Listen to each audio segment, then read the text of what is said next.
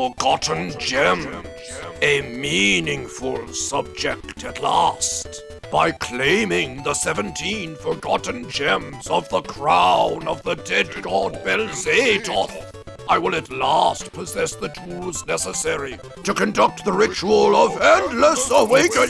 Forgotten retro video game gems. What? This video is about forgotten retro video games. Fine. General Infantry Joe, a real American hero for the Nintendo Entertainment System, is easily the equal of many more celebrated titles, yet its memory has been largely lost to time's unyielding dance. Thus it is a forgotten gem. Metaphorically, apparently. The game sees the General Infantry Joes, who appear to assemble their entire identities from whatever discarded mortal trinkets they can scavenge, face off against the far more appealing toys of the Cobra Law Empire. Players select 3 General Infantry Joes for each mission, each with their own abilities that can be further leveled up by collecting colored icons. There is the painfully generic soldier, Duke, Rock and Roll, whose action figure often lingered on store shelves long after more interesting characters had already been purchased. Captain Gridiron, obsessed with both American football and unfettered military adventurism, and the mighty Snake Eyes, while the others must constantly replenish their supply of ammunition. Snake Eyes projectiles are born of ancient ninja magic and can thus never be depleted. Sorcery is once again triumphant over puerile mortal ingenuity. Of course, most mortals will reject these costumed oddities out of hand and rush to select the final character, Blizzard. For like mortals themselves, he is weak across all categories. Where many video games force mortal players to select competent characters to which they cannot possibly relate, General Infantry Joe, a real American hero, stands above its contemporaries in providing a character who, like them, is wholly unequipped for any situation.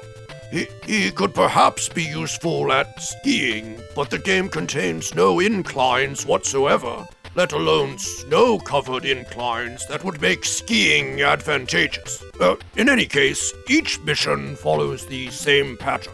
After an alert about Cobra Law's recent activities, players fight their way through a straightforward action stage, switching between characters at will through magical teleportation. The General Infantry Joes then enter the Cobra Law Fortress, where they must navigate a confusing, for mortals, maze, aided by colorful Cobra Law vehicles, then widely available at all mortal toy stores. After planting the requisite number of bombs, they then escape to battle a final boss before the bombs detonate, destroying the entertaining Cobra Law characters and the interminable General Infantry Joes alike. Finally, they must face Globulus, the fearsome annelid leader of the Cobra Law Empire. With him defeated, the game continues after Globulus, but with their leader crushed. Globulus is no longer the leader. It's, Cobra Commander now. What? Globulus is out? Well, when did this happen? Several millennia ago, depending on which continuity. Unacceptable! You cannot have a successful evil organization if you're turning over leadership every other millennium. Ugh. Well, for the final stage then, players face one more maze and Cobra Commander, who, for a mortal, is at least refreshingly realistic that his victory will come someday, though it is not necessarily imminent. In this stage alone, players may select the flying General Hawk, who easily soars over Cobra Law's defenses.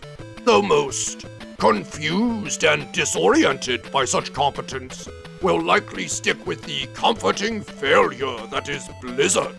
But if Cobra Commander is subdued, the General Infantry Joes will revert to beings of primordial ooze and return to the earth from whence they arose.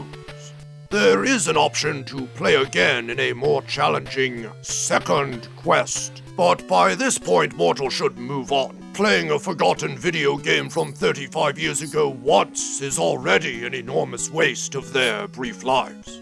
General Infantry Joe, a real American hero, will never appear on any compilation or classic console, but it soars above the Nintendo Entertainment System status quo by providing satisfying dynamic gameplay.